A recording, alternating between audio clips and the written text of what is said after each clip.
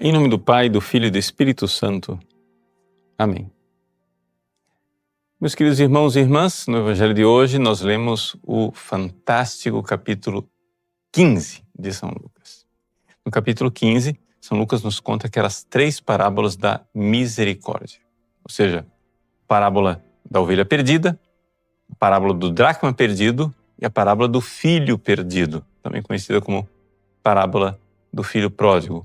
A versão que nós lemos é somente até o versículo 10, quer dizer, a parábola do filho pródigo fica de fora. Mas para nós entendermos essas parábolas da misericórdia, é necessário nós colocarmos o contexto no qual Jesus conta essas parábolas, e o contexto é a verdadeira chave de leitura para a misericórdia. Veja só, Jesus aqui ele é acusado pelos fariseus. Os fariseus dizem assim: este homem acolhe os pecadores e faz refeição com eles. O que quer dizer isso? Fazer refeição com os pecadores aqui quer dizer que Jesus está misturado com os pecadores. Jesus está promíscuo. A palavra promíscuo quer dizer exatamente isso, misturar-se, né, com os pecadores.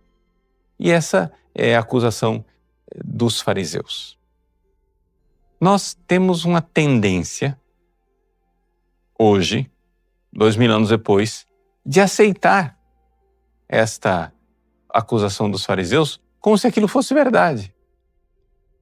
E assim como os fariseus diziam, Jesus vive com os pecadores, ele é um pecador, a tendência 2000 anos depois é o oposto, né? Porque extrema tangunt se, os extremos se tocam, é o oposto de chegar e dizer, Jesus come com os pecadores, sabe por quê?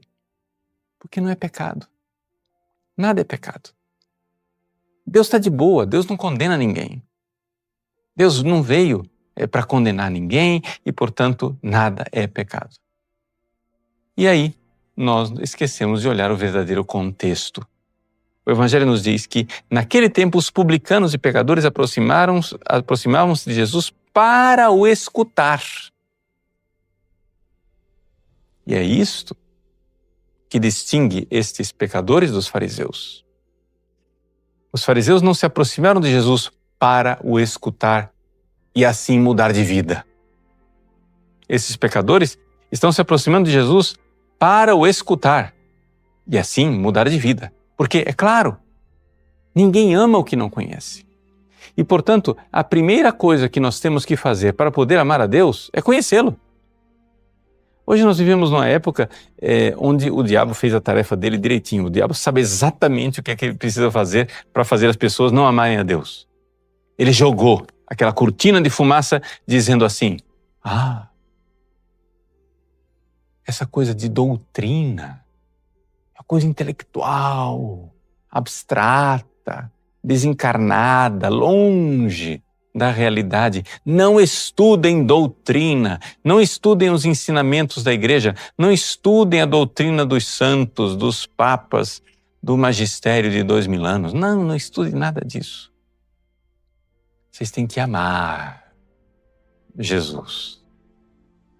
Só acontece o seguinte, já que você não estuda a doutrina, você cria um Jesus na sua cabeça que não é o Jesus verdadeiro.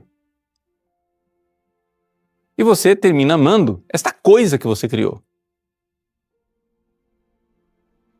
E, portanto, não ama o Jesus real, verdadeiro. Meus irmãos, nós precisamos fazer como esses pecadores aqui do Evangelho. Precisamos nos aproximar de Jesus para escutá-lo, para ouvir, para mudar as nossas opiniões, para mudar a nossa mentalidade. E a doutrina, o ensinamento de Jesus correto, é aquele de 2000 anos. É inútil falarmos, nós temos que amar Jesus. Não, mas qual Jesus? Qual dos Jesuses? Qual versão adaptada de Jesus você ama? Os fariseus também tinham uma ideia de Jesus, mas era uma caricatura. Como hoje muitas pessoas têm ideias de Jesus, mas é uma caricatura. Para nós sabermos quem é Jesus, precisamos conhecê-lo como Filho de Deus, segunda pessoa da Santíssima Trindade, que se fez homem, se encarnou e morreu na cruz para nos redimir, chamando com a sua graça para a santidade e a transformação de vida. Nós precisamos participar e pertencer ao seu corpo, que é a única, santa, católica e apostólica igreja. E ter esta fé, a fé da igreja de 2000 anos, e dizer, nesta fé eu quero viver e morrer. Aí você escutou Jesus. Este é o Jesus de verdade. E não, sei lá, um líder religioso, um cara legal, ou um Deus que não se importa com o nosso egoísmo e com o nosso pecado. Um Deus que não se importa com o nosso egoísmo, com o nosso pecado, não morreria na cruz para nos livrar do egoísmo do pecado. Então vamos lá, coragem. Façamos conta aqui. Aproximavam-se de Jesus para o escutar. E aí, sim, alcançaremos misericórdia. Deus abençoe você. Em nome do Pai, e do Filho e do Espírito Santo. Amém.